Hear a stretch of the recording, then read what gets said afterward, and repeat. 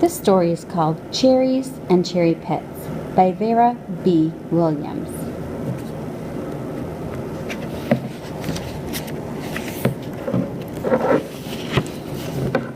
The Demi lives on the floor above me. We visit back and forth a lot. The Demi loves to draw, so when she opens the door, I'm often standing there with a marker of some kind or color she doesn't have.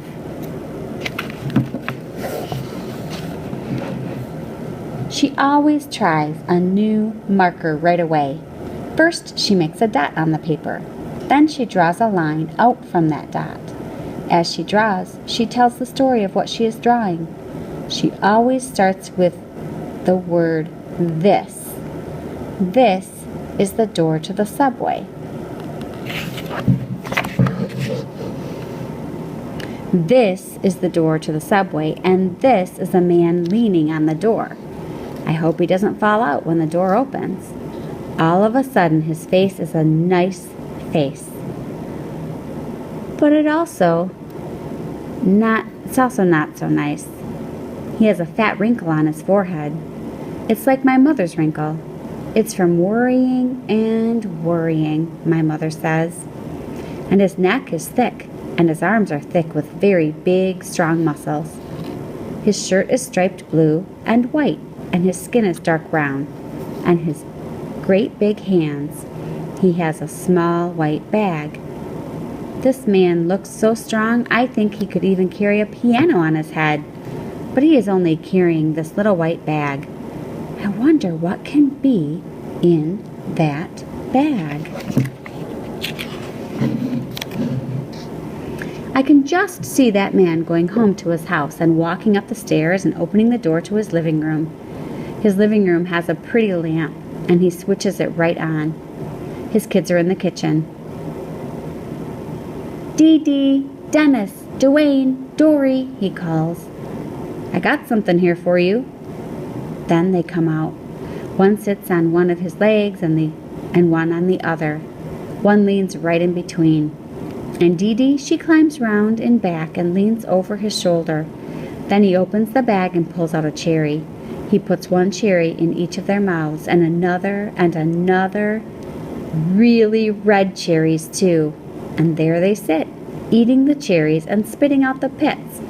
Eating cherries and spitting out the pits.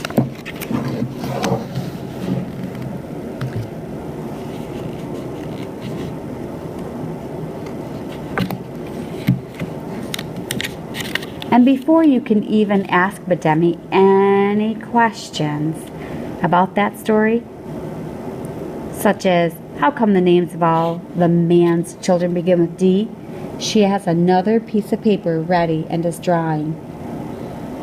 This is the train seat, and this is a tiny white woman sitting on the train seat. She is almost as short as I am, but she is a grandmother. On her head is a black hat with a pink flower, like a rose flower. It has shiny green leaves, like the leaves in my uncle's florist shop. On her feet are old shoes. These are the buckles, and in her lap is a big black pocketbook, and in the pocketbook is a bag.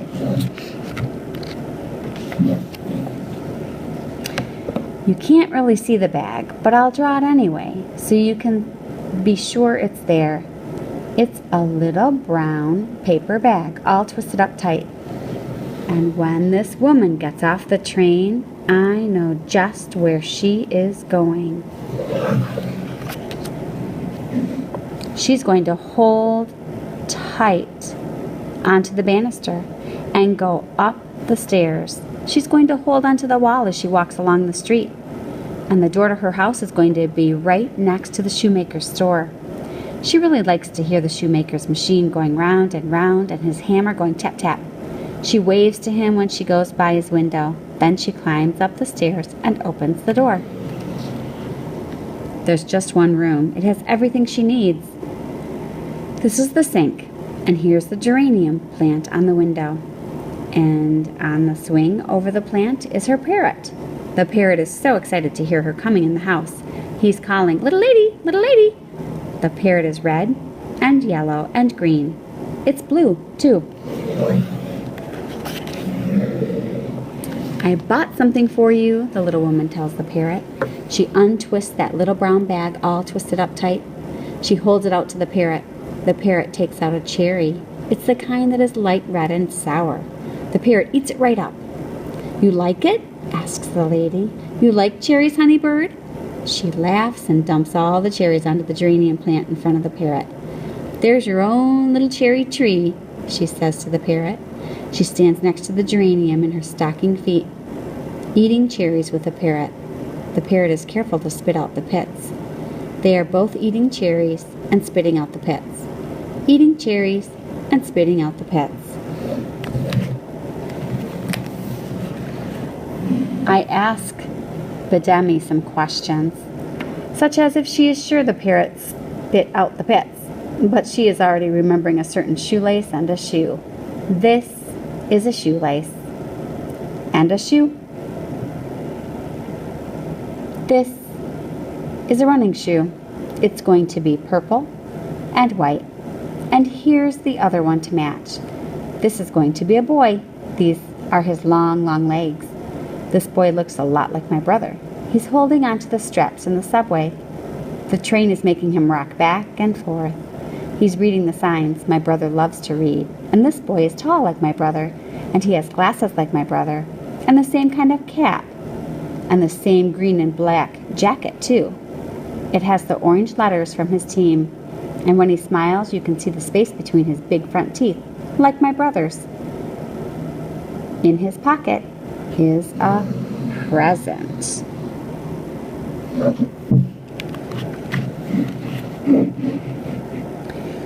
When he gets off the train at his station, he just runs right up the escalator. He runs right along the streets, jumping on and off the stoops to his house.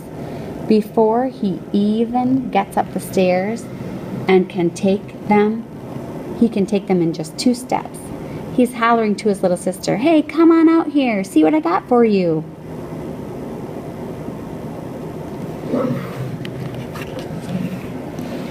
And before she can even look out the window, he'll be right in the room in front of her.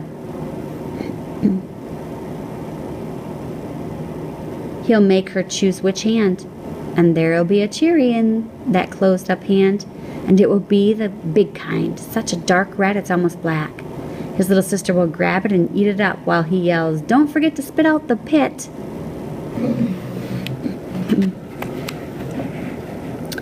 Is that a story about you? I ask. No, she says, but this one is going to be about me. And she draws herself in her favorite beret. This is me. And this is my station. I have to walk up the stairs one at a time so the bright sun that is out here in the sky won't make my eyes hurt. But right here on the street, what do you think there is going to be? A man is selling cherries from the back of his truck. His whole truck is going to be cherries. Nothing but cherries. Now see this little purse? I have a little purse in my pocket with some money Mama gave me. When I show it to the man, he puts a bag on the scale and puts in some cherries. But then he goes ahead and fills it right up to the top and gives it to me. "Don't eat them up too fast," he tells me. Now what does that man think? I wasn't going to eat them up fast because I had an important plan. I walk home eating the cherries one by one and saving the pits. Eating a cherry and saving the pit. I put every one of the pits in my pocket. When I get to my street, I take them all out and I kneel right down and I poke one in the ground on the edge of our yard. Our yard is a junky old yard. It has the stump where there used to be a tree, but that tree died and they came and cut it down and took it away. Then I poke pits in the ground all over the place. I know if I plant enough of them, at least one will grow. I pat the ground smooth. I pour some water on each pit, and I tell those pits to grow. Grow, grow, and grow. Now you want to see how they grow? Bidemi asks me. But she doesn't wait for an answer. She is busy laying out all her newest markers. The green, the pink, the red, the purple, the brown, the black, and all the others. She piles up all the papers from the other stories and places a clean sheet on top. Now watch, she says. This is the pit right here in the middle, and this is how it grows. First it makes a little sprout that grows up. Then it makes a little root that grows down. Then that root grows more roots till the ground is full of roots down to here. The sprout grows up to be a little trunk. Branches grow out from the trunk, and from those branches, little branches grow up into the part that is the sky. The branches have dark pink buds on them. The buds open up to be light pink flowers. Then come light green leaves. But it seems like there are never going to be any cherries. Everyone is always asking, "But Demi, when in the world are those cherries ever going to be ready to eat?"